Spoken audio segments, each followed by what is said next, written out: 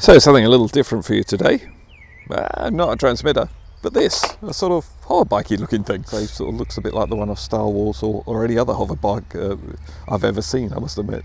The plastic's quite it's very lightweight and sort of malleable, I would say, until you get out to these sort of prop guards. I wouldn't call them ducted fans because it hasn't got anything there that would sort of duct the air really, but they're well protected, and it's not going to hit a ceiling or anything, because you're going to hit the little fella on the top.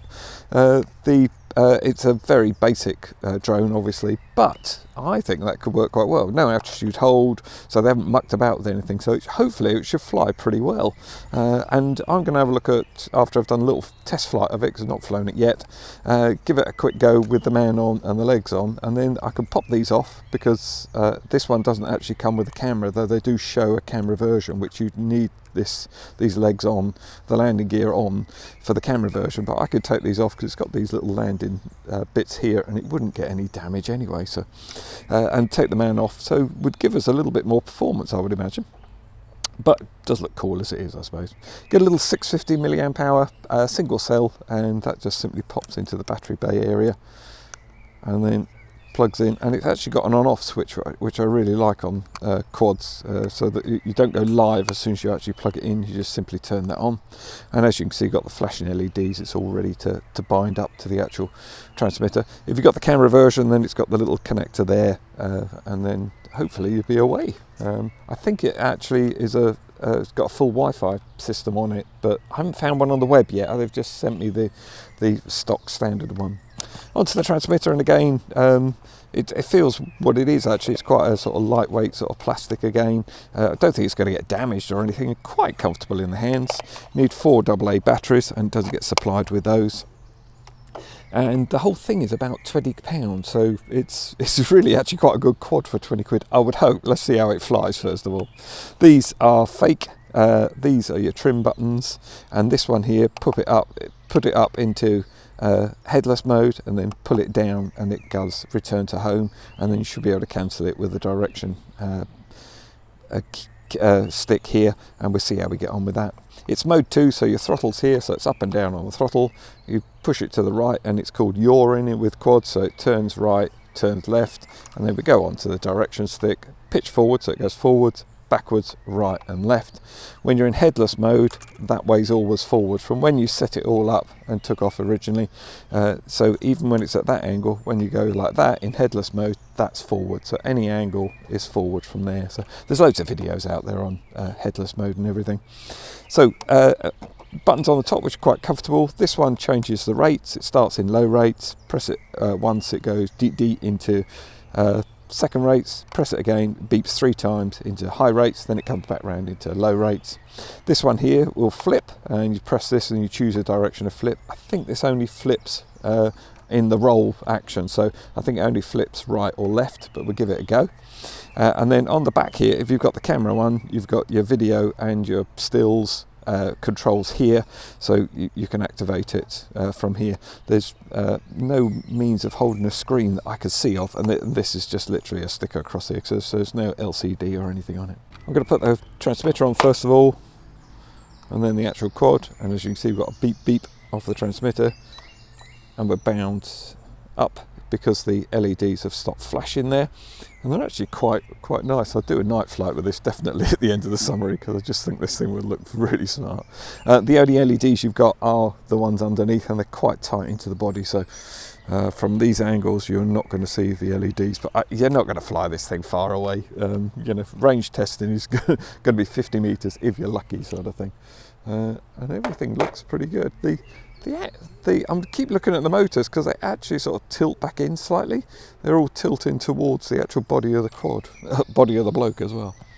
There we are. Oh, we're ready to go. So yes, let's see how we get on. It looks a bit different in the air, doesn't it? Well, that's in low rates, as I say, and that's on full pitch. So if you're new to flying, I mean, you've got built-in prop guards here. So if that comes in at full boot, it's going to do no damage at all, absolutely fine. And not fast by any means in low rates. Let's pop it up into intermediate. Oh, there you go. You can see a difference there straight away.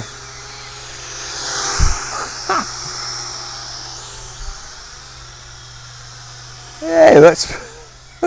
I really was sort of thinking, what on earth have they sent? I still might be wondering what on earth they've sent, actually, but it does actually look quite cool. Yes, I know some grandkids I've got that were going to be loving this one. Going to become best granddad on the planet, I think. It's quite precise with its movements as well. As you can see, it sort of really instantly self-levels. There is a slight breeze in the garden, so I think that's why that's taken it that way. If I let go there, yeah, it's definitely a breeze.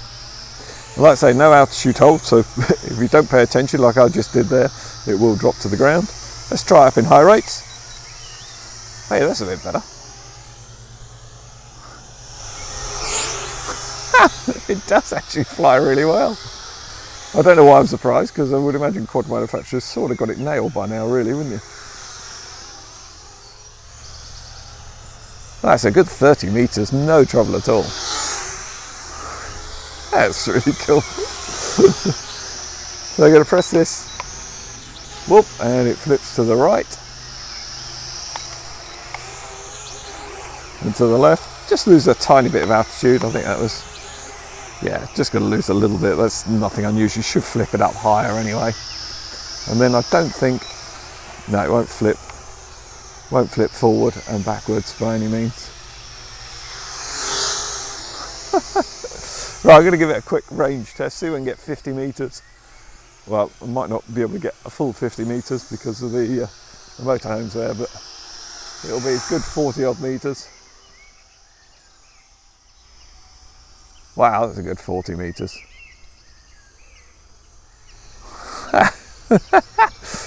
Really smart. Oh, I think we're, oh no, we're not losing battery. Not got flashing LEDs, so we're going to pop it up into headless mode. And now we're in headless. So that way's always forward. You see, so we're pitch forward. It looks like it's going to the side, but it's not. It's actually going forward from when I initially set it up and we took off. So if I turn it round, there we go, and that's still forward. So no matter what I do with it, it's still coming backwards or going forwards or right or left or any combination of them. So press that again and it stops, takes it out of headless mode. Now, headless mode also gave us flashing LEDs, so I don't know if you saw that. There we go, you just about see them flashing there. The transmitter is really quiet, I mean really quiet. And we're just going to try and return to home. I'm never overly pleased with these things. There we go. So it did actually come reasonably back to where we are. So we're going to pop it over there and then just press that one. There we go. And it's sort of choosing its own speed of time and everything. It's not anxious about coming back to home. It's obviously not a homeward sort of biker. HoverBiker.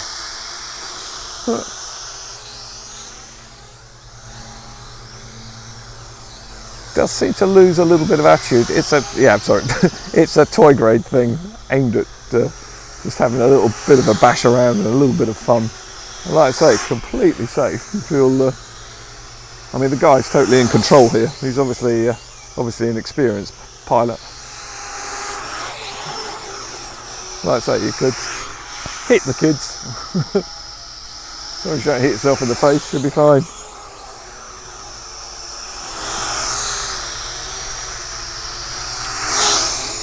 I certainly wouldn't be doing this with a brushless quad, that's for sure. There we go.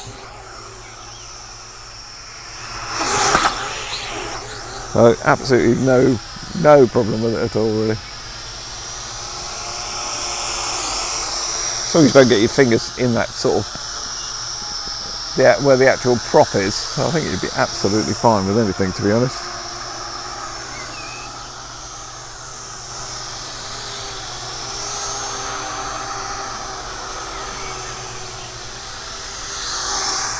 Oh, we've got flashing LEDs, so yeah, it's not too bad a flight. Look, and actually, sort of takeoff and landing should be no problem with this thing.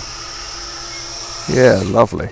Oh, really nice. I'm going to pop it just back down into low rates to see how we get on. Yeah, so it's really is slow.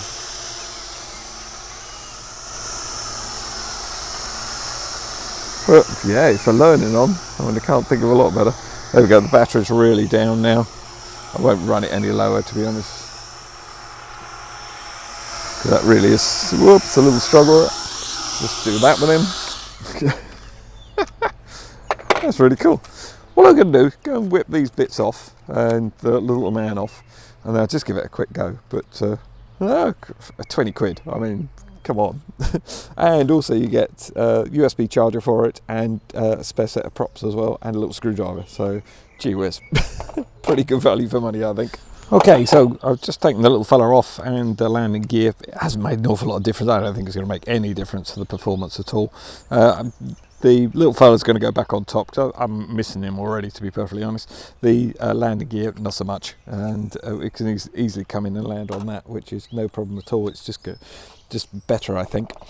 Something I hadn't noticed because it was brighter earlier was if I flick the transmitter on, flick the quad on, we get the flashing LEDs, quick flash on the red at the front, and then it goes into fast flash on the green at the back, and then it goes down into a slow pulse, and it's waiting to bind now, up and down, and then that says bound.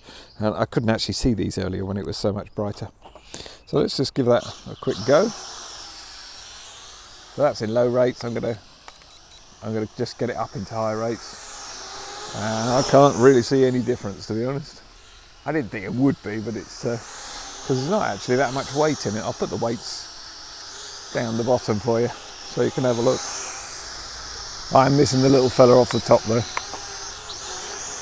And it does flip pretty well, actually.